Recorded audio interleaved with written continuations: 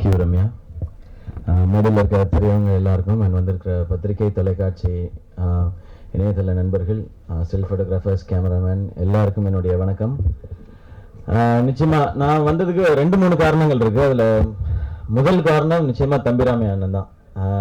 ஆக்சுவலாக அவர் சித்தப்பான்னு கூப்பிடுவேன் நான். ஏன்னா நான் அண்ணன் கூப்பிட முடியாது அவர் வயசுக்கு. சித்தப்பா சித்தி அப்படி தான் கூப்பிட்டுட்டு இருந்தேன் அவங்கள மலேசியாவில் பார்க்கும்போது. 2-3 படம், கெடிவில்லா, கில்லாடுறங்கா, எதிர்நீச்சல், காக்கி சட்டை இதெல்லாம் நடிக்கிறது வந்து மிஸ் ஆயிடுச்சு. பட் அது வேலைக்காரனில் நடந்துடுச்சு. ஆக்சுவலாக அவரோட நடிக்கிற வாய்ப்பு ஒரு விடாமுயற்சி அப்படின்றதுக்கு ஒரு பர்ஃபெக்ட் எக்ஸாம்பிள் வந்து தம்பிராமி அண்ணன் தான் டெஃபினட்டாக. ஏன்னா ஒரு மனிதன் வந்து 30 வயசு வரைக்கும், அது வரைக்கும் நம்ம வந்து வாழ்க்கையில் எப்படியாவது போராடி ஜெயிக்கணும், இல்லை 40 வரைக்கும் போராடி ஜெயிக்கணும்னு நினைக்கிறது வந்து இயற்கை தான். அந்த வயசுக்கு மேலேயும் தன்னால் சாதிக்க முடியும், நம்பி தன்னை மட்டுமே நம்பி உழைக்கிறதுன்றது பெரிய விஷயம். இந்த வயசுல தேசிய விருது வரைக்கும் பெரிய சாதனை படைச்சிருக்குன்றது ரொம்ப பெரிய விஷயம். பட் வயசு என்னைக்குமே காமிச்சிட்டது கிடையாது, அந்த அளவுக்கு எனர்ஜி. நாங்கள் வேலைக்காரன் படத்தில் வந்து அவ்வளோ ஆர்டிஸ்ட் நடிக்கிறோம். ஆக்சுவலாக தம்பிராமி அண்ணன், இப்போ நான் இருக்கேன், நான், ஃபஹத் ஃபாசில், தம்பிராமி அண்ணன், முனிஷ்காந்த், காளி வெங்கட், ஒய்ஜி மகேந்திரன் சார், அப்புறம் அருள்தாஸ்னா, வினோதினி, இப்படி இவ்வளோ பேர் நடிக்கிறோம். எங்களுக்கு மலேசியாவில் வந்து நாங்கள் ஒரு ஃபேக்ட்ரியில் ஷூட் பண்ணதுனால எங்களுக்கு நாங்கள் கேரவேன் எதுவும் எடுத்துக்கல, எல்லாரும் ஒரு ரூமில் தான் நாங்கள் எல்லாருமே இருப்போம். அப்போ அத்தனை பேரும் தம்பிராமி அண்ணன் பேச்சை தான் கேட்டுகிட்டே இருப்போம் நாங்கள். அவர் அவ்வளோ எங்களை வந்து என்டர்டெயின் பண்ணிட்டு இருந்தார் அவர். நான் ஷூட்டிங் முடிஞ்சதுக்கப்புறம் யோசிப்பேன், அதுக்கப்புறம் தான் அந்த டயர்டாக இருக்க ஃபீல் யோசிக்கும். அப்போ தான் நான் யோசிப்பேன், எப்படி ஒரு மனுஷனுக்குள்ளே இவ்வளோ எனர்ஜி இருக்குது அப்படின்னு சொல்லி யோசிச்சப்பறம் தான் தெரிஞ்சது. அவர் சொன்ன மாதிரி அவர் வாழ்க்கையும் அவர் கிடைச்சிருக்க இந்த சந்தர்ப்பத்தையும் மற்றவங்களையும் அவர் அவ்வளோ நேசிக்கிறார். அவர் அவ்வளோ நேசிக்கிறதுனால தான் நாம் எல்லாருமே அவரை அவ்வளோ நேசிக்கிறோம்னு நினைக்கிறேன். அவருடைய அன்புக்காக தான் நான் இங்கே வந்தது, அதுதான் முதல் காரணம். ரொம்ப ரொம்ப நன்றிங்க உங்களுடைய அன்புக்கும். தேங்க்ஸ்ங்க. அண்ட் அதுக்கப்புறம் பிரதர் உமாபதி, தம்பி அப்படின்னு சொல்லலாம் தைரியமா. நான் ஒரு அண்ணன் உரிமையாக கூப்பிட்டுட்டாரு. ஸ்க்ரீனில் பார்த்து தான் அவ்வளோ சூப்பரான டான்ஸ். தம்பிராம சொல்லிட்டு இருந்தார், தம்பி நல்ல சுய ஒழுக்கம் கொண்ட ஒரு பையன், என் பையன் அப்படின்னு சொல்லி அவ்வளோ பெருமையாக சொல்லிட்டு இருந்தார்.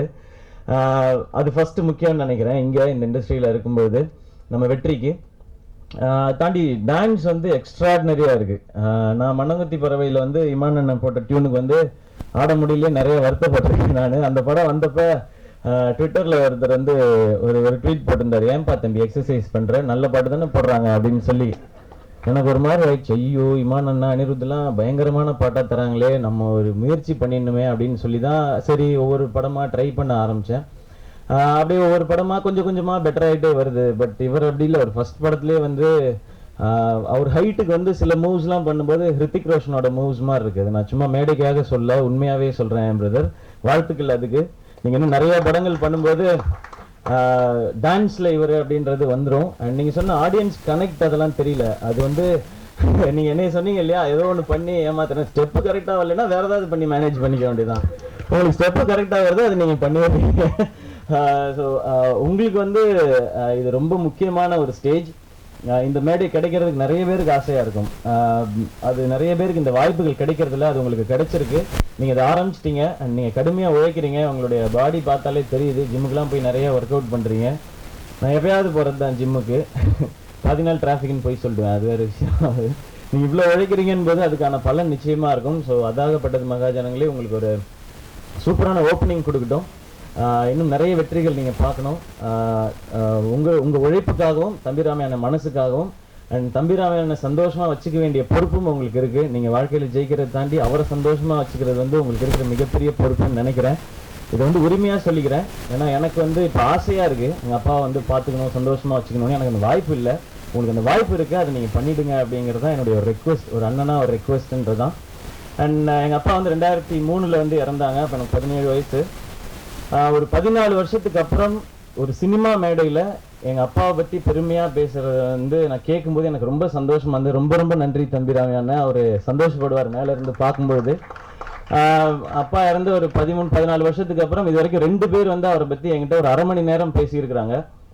பொதுவாக இறந்த பிறகு அதிகமாக பேசப்பட்டதில்லை. ஒரு நல்ல மனுஷனா வாழ்ந்தானா தான் இறந்த பிறகு அவனை பற்றி பேசப்படுன்னு சொல்லுவாங்க. முதல் முறையாக அப்படி பேசினது நக்கீரன் கோபால் அண்ணன். அவர் ஒரு நாள் அவருடைய இன்விடேஷன் கொடுக்கறதுக்காக வீட்டுக்கு வந்திருந்தாங்க.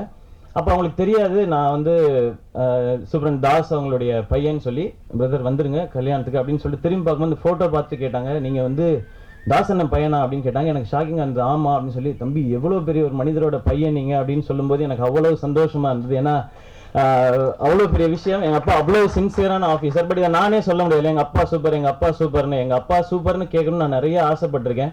ஏன்னா என்னால் அப்பான்னு கூப்பிட தான் முடியல, இல்லை அவங்க. ஸோ கேட்கணும்னு ஆசைப்பட்டிருக்கேன். அது வந்து நான் கிரண் கோபாலனுக்கு நன்றி. இந்த மாதிரிலாம் தம்பிராமன் உங்களுக்கும் ஷூட்டிங் ஸ்பாட்டில் அவ்வளவு சொல்லியிருக்காங்க எங்கள் அப்பாவை பற்றி. அதுவும் ஒரு இன்ஸ்பிரேஷன். நம்மளும் ஒரு மாதிரி இருக்கணும், நம்ம போனதுக்கப்புறம் யாராவது 2 பேராவது நம்மளை பற்றி பேசணுன்றது ஒரு பெரிய இன்ஸ்பிரேஷன். தேங்க்யூ தம்பிராமன். அதுக்கும் இந்த மேடையை நான் அதுக்கு பயன்படுத்திக்கிறேன். ரொம்ப ரொம்ப நன்றி. அது வீடே சந்தோஷப்படும் இன்னைக்கு நீங்கள் சொன்னதை கேட்டு.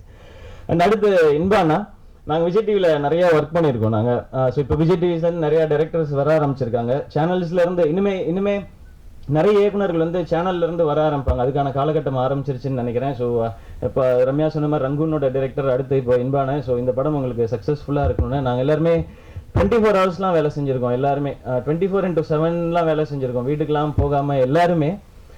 ஸோ அவ்வளவு உழைப்பு பின்னாடி இருக்குது. அதுக்கான பலன் வந்து இப்போ ஸ்க்ரீனில் கிடைக்கும் தான். ஒவ்வொருத்தராக நம்பி உள்ளே வரோம். ஸ்க்ரீனில் இருக்க மக்களையும் நம்பி உங்களையும் நம்பி தான். ஸோ அந்த வெற்றி உங்களுக்கும் கிடைக்கட்டும் என்பது.